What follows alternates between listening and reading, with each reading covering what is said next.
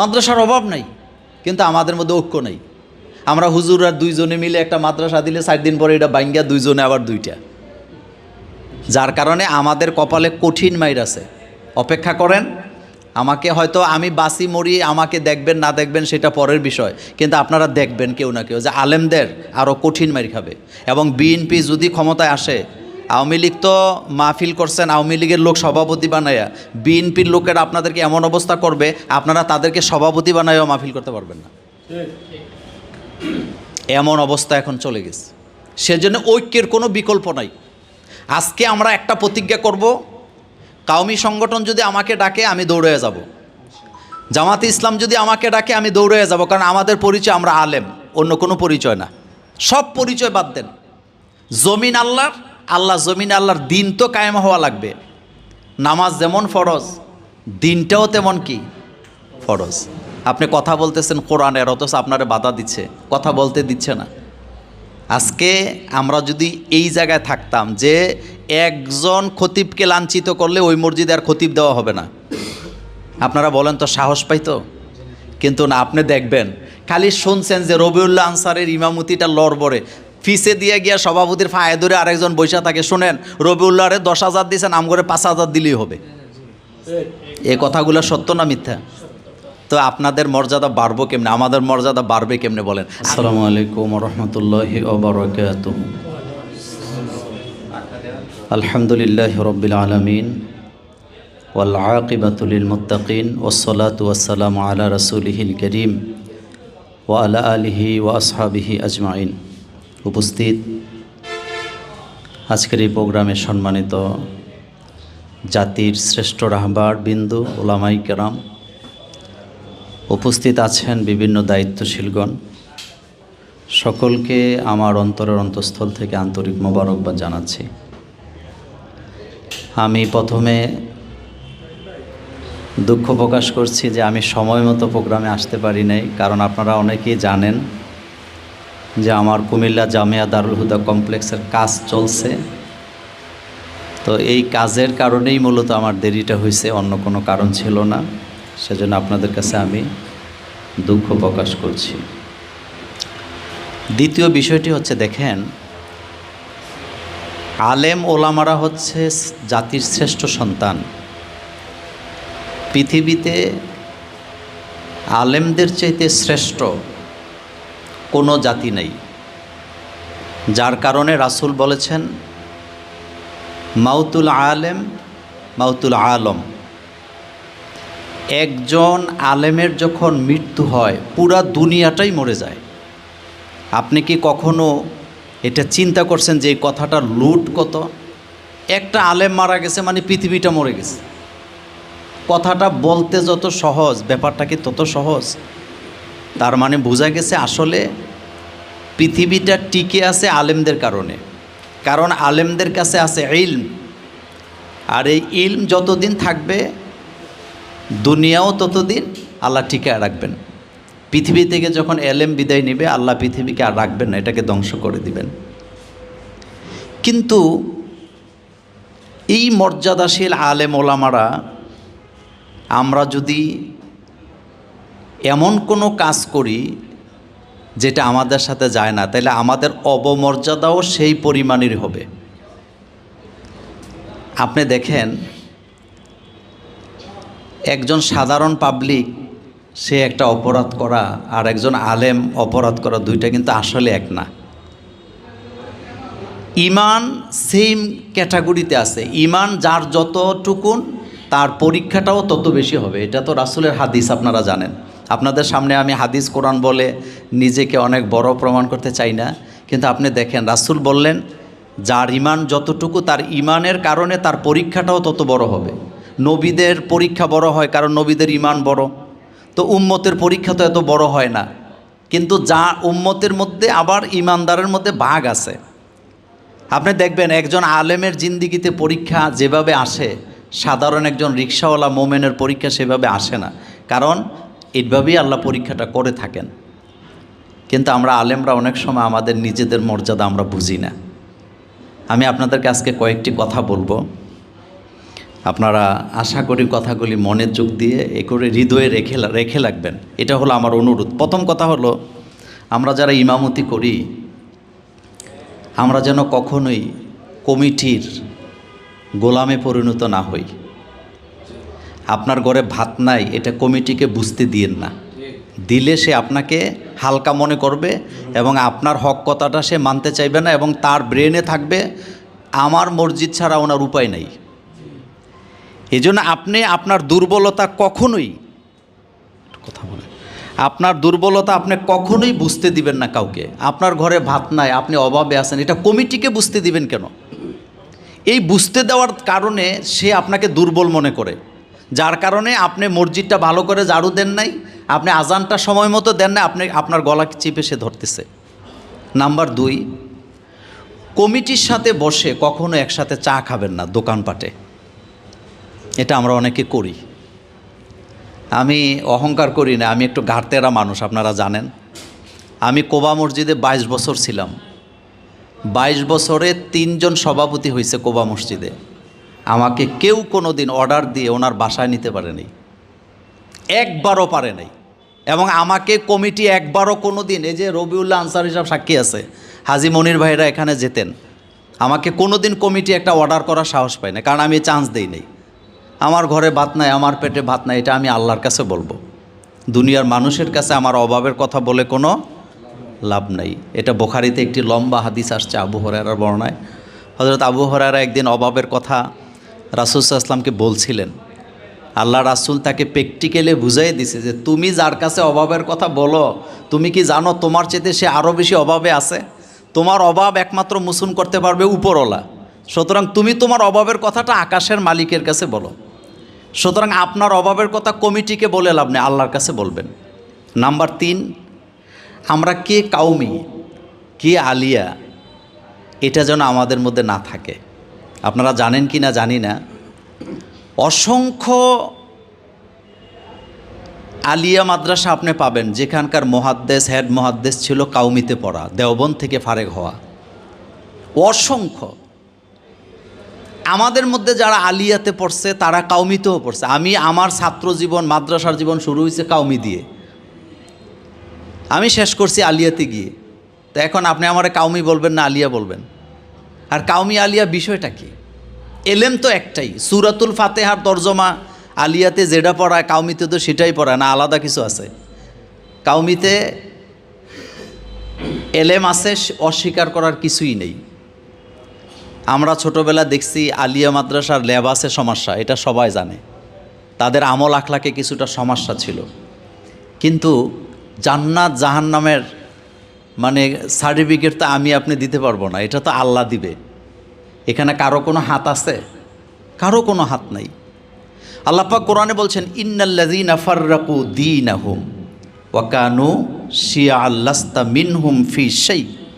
হে রাসূল, আপনি বলেন, যারা নিজেদের ধর্মকে খণ্ড বিখণ্ডিত করে বিভিন্ন দলে তারা ভাগ হয়ে যায়, তাদের সাথে আপনি মুহাম্মদ সাল্লাল্লাহু আলাইহি ওয়াসাল্লামের কোনো সম্পর্ক নেই। কত বড় কথা! আজকে বাংলাদেশে কোরআনের আইন চালু হচ্ছে না কেন জানেন? আমরা হুজুররা এক হইতে পারি না। আপনি ডাক্তারের কাছে যান, হেল্পারের কাছে যান, আপনি দেখবেন রিক্সাওয়ালাদের একটা সংগঠন আছে, আপনি বাস মালিকদের একটা সংগঠন আছে, সুইপারদের একটা সংগঠন আছে, কাজের মহিলাদের ঢাকা শহরের সংগঠন আছে। আপনি একজনকে কিছু করবেন, পুরো এলাকা আপনার এসে ধরবে। কিন্তু আমাদের আলেমদের মধ্যে কি সেই ঐক্য আছে? আমরা বসা নিয়ে ধাক্কাধাক্কি লাগি। আমরা আলেমরা আজকে যদি বিশ্বাস করেন, আমি মোস্তাক ফয়েজী সাহেব অসংখ্যবার চেষ্টা করছি আলেমদেরকে একসাথে আনার জন্য। বড় বড় আলেম, উনি অনেক বড় মহাক্কেক আলেম, কিন্তু আমাদের সাথে কথা দেয়, পরে উনি আর আসে না। আমি আপনাকে বললে আপনি কষ্ট পাবেন যে এত বড় আলেমের ব্যাপারে এমন কথা। উনি ওয়াদা দিছে যে আমার মিটিংয়ে উনি আসবেন, কিন্তু উনি আসে নাই, আমাদের সাথে বসবে না, কারণ এই টুপির সমস্যা, পাঞ্জাবির সমস্যা। এই যে অবস্থাগুলা, এগুলার কারণে আলেম ওলামারা আজীবন মাইর খাবে। আমি এই যে জুলাই বিপ্লব হয়েছে, আলেমরা বা মিম্বরে বসে বসে কিন্তু অনেক লিখে ফেলতেছেন, অনেক বলে ফেলতেছেন, কিন্তু অপেক্ষা করেন, আরও কঠিন শাস্তি আসবে। কেন আসবে জানেন? আপনারা যে এত লাফাইতেছেন, এই যে বর্তমান সরকার, আপনারা কি মনে করছেন তারা আলেম বান্ধব সরকার? সারা সরকারের মধ্যে একজন হুজুর নিচে, তাও ধর্ম মন্ত্রণালয়ে, তাও কথা বলতে দেয় না। তা আমরা তো সবসময় অবহেলিত, কারণ আমাদের মধ্যে ঐক্য নেই। বাংলাদেশে আমার কাছে নোট আছে, আমি আপনাকে একটা নোটের কথা বলি, আমি আলোচনাটা লম্বা করব না, 2-3 মিনিটের মধ্যে আমি শেষ করব। শুনেন, বাংলাদেশে কাউমি মাদ্রাসা আছে প্রায় 20,000, আর আলিম ফাজিল কামিল মাদ্রাসা আছে 10,000। তাহলে কত হলো? 30,000 মাদ্রাসায় কত লক্ষ ছাত্র আছে আপনি দেখেন তো। আর হিফজ খানা, এমনি তো লিস্টবিহীন তো লক্ষ লক্ষ মাদ্রাসা আছে না? আমি যে এলাকায় ক্যান্টনমেন্ট আছি ওই এলাকায় নাকি 27টা মাদ্রাসা, এক এলাকায়। মাদ্রাসার অভাব নাই, কিন্তু আমাদের মধ্যে ঐক্য নেই। আমরা হুজুররা 2 জনে মিলে একটা মাদ্রাসা দিলে 4 দিন পরে এটা ভাঙ্গা 2 জনে আবার 2টা, যার কারণে আমাদের কপালে কঠিন মাইর আছে। অপেক্ষা করেন, আমাকে হয়তো আমি বাসি মরি, আমাকে দেখবেন না দেখবেন সেটা পরের বিষয়, কিন্তু আপনারা দেখবেন কেউ না কেউ যে আলেমদের আরও কঠিন মাইর খাবে। এবং বিএনপি যদি ক্ষমতায় আসে, আওয়ামী লীগ তো মাহফিল করছেন, আওয়ামী লীগের লোক সভাপতি বানায়া, বিএনপির লোকেরা আপনাদেরকে এমন অবস্থা করবে আপনারা তাদেরকে সভাপতি বানায়ও মাহফিল করতে পারবেন না। এমন অবস্থা এখন চলে গেছে। সেজন্য ঐক্যের কোনো বিকল্প নাই। আজকে আমরা একটা প্রতিজ্ঞা করব, কাউমি সংগঠন যদি আমাকে ডাকে আমি দৌড়ে যাব, জামাতে ইসলাম যদি আমাকে ডাকে আমি দৌড়ে যাব, কারণ আমাদের পরিচয় আমরা আলেম, অন্য কোনো পরিচয় না। সব পরিচয় বাদ দেন, জমিন আল্লাহর, আল্লাহ জমিন আল্লাহর, দিন তো কায়েম হওয়া লাগবে। নামাজ যেমন ফরজ, দিনটাও তেমন কি ফরজ। আপনি কথা বলতেছেন কোরআনের, অথচ আপনারে বাধা দিচ্ছে, কথা বলতে দিচ্ছে না। আজকে আমরা যদি এই জায়গায় থাকতাম যে একজন খতিবকে লাঞ্ছিত করলে ওই মসজিদে আর খতিব দেওয়া হবে না, আপনারা বলেন তো সাহস পাইতো? কিন্তু না, আপনি দেখবেন খালি শুনছেন যে রবিউল্লাহ আনসারের ইমামতিটা লড়বড়ে, ফিসে দিয়ে গিয়া সভাপতির ফায়ে ধরে আরেকজন বৈশা থাকে। শোনেন, রবিউল্লাহরে 10,000 দিয়েছেন, আম করে 5,000 দিলেই হবে। এ কথাগুলো সত্য না মিথ্যা? তো আপনাদের মর্যাদা বাড়বো কেমনে, আমাদের মর্যাদা বাড়বে কেমনে বলেন? আমি একটা কষ্টের কথা বলি, শুনেন। কোবা মসজিদ আমার হাতের তৈরি, প্রত্যেকটা ইট আমার হাতের, জায়গা আমার হাতের, মসজিদ করছি আমি। শুরুটা করছে একটা কমিটি, 22 বছরের ইমামতি খতিবগিরি, আমাকে তারা এখান থেকে বাইর করে না, আমি নিজে চলে আসছি। যখন আপনারা জানেন যে এখানকার একজন কমিশনার জুমার নামাজ চলাকালীন আমার উপরে হামলা চালাইছে, আমি একা সেটাকে আমি মোকাবেলা করছি।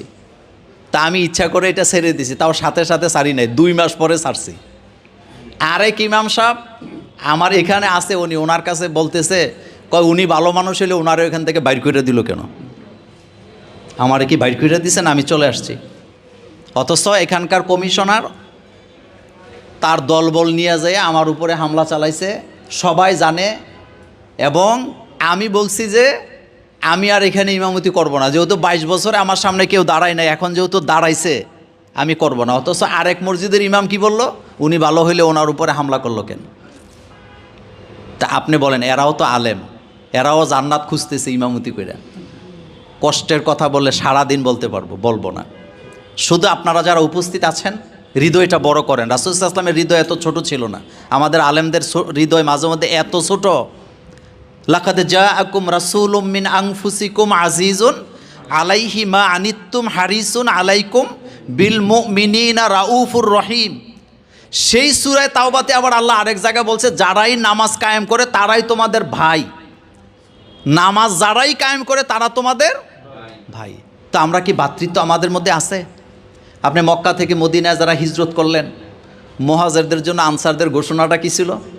এক সাহাবা এসে বলেন, ভাই আমার তো 2টা বউ, তা আমার বউগুলো সুন্দরী, কিন্তু তোমার তো একটাও বউ নাই, তুমি হিজরত করে আসছো। এই হাদিস বুখারীতে আসেনি হুজুর? কি বললেন? আমি আমার 2টা বউ তোমার সামনে হাজির করি, তুমি দেখো আমার 2টা বউ। আমার যেই বউটা তোমার কাছে পছন্দ হয় আমি তালাক দেব, তুমি আমার ওই বউটাকে বিয়ে করবা, এরপরও তুমি বউ ছাড়া থাকো, আমি চাই না। ভ্রাতৃত্ব কারে বলে? আর আমরা চেয়ার নিয়ে মারামারি লাগি, কে সামনে বসমো, কে আগে বক্তৃতা দেবো। হাজিব কারবার। একজন আরেকজনের মানুষই মনে করি না, টুপির দিকে তাকায় সালাম দেয়। আমার বাসা ছিল আপনার ইয়াতে, ওই যে কি জানি স্টেশন রোডে, এক মাদ্রাসার ছাত্রদেরকে আমি 4 বছর সালাম দিছি, কিন্তু তারা আমার একদিনও দেয় নাই। 4 বছর পরে আমি একদিন তাদেরকে ধরছি, ধরে বললাম, আচ্ছা তোমরা মাদ্রাসায় পড়ো না? কয় হুজুর পড়ি। তাই তোমরা আমার সালাম দাও না কেন? আপনারা আশ্চর্য হবেন, রোজা মুখে বলি, তারা হাসি দেয়া কয় হুজুর আপনার টুপি দেখে সালাম দিই না। কি বলবেন বলেন, কি শিক্ষা দিচ্ছি আমরা আমাদের ছাত্রদেরকে? আমরা কি শিখাচ্ছি? আমার টুপি দেখে নাকি সালাম দেয় না। তখন আমি বললাম, তোমাদের মোহতামেমের নাম কি? নাম বলছে। আমি বললাম, তোমাদের মোহতামেম আমার কাছে মুড়ি ধুয়ে রয়েছে, তুমি যাই জিজ্ঞেস করো। এখন কি বলবেন? তা আমাদের ঐক্য নিজেদের মধ্যে নাই। আমরা এক দল আরেক দলের বাতিল কিভাবে বলতে পারি? কাফের ফতুয়া তো এটা আমাদের কাছে মুদি দোকানের মালের মতো। অথচ আমরাই আবার হাদিস বলতেছি, কাউকে যদি আমি কাফের বলি, সে যদি কাফের না হয় তাইলে নিজে কাফের হবে। কিন্তু আমি কি মানতেছি? আমি আলেম, আমার বক্তৃতার মধ্যে মিথ্যা কথার এক ভাণ্ড।